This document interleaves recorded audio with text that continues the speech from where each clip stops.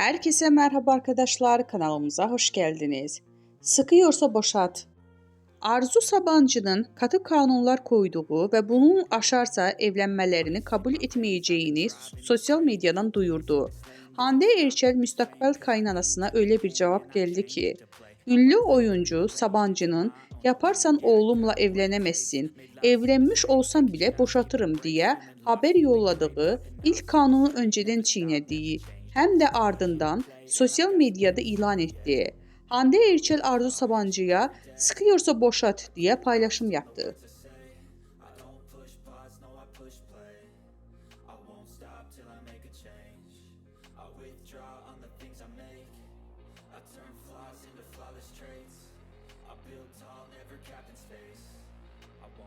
Till I hear him say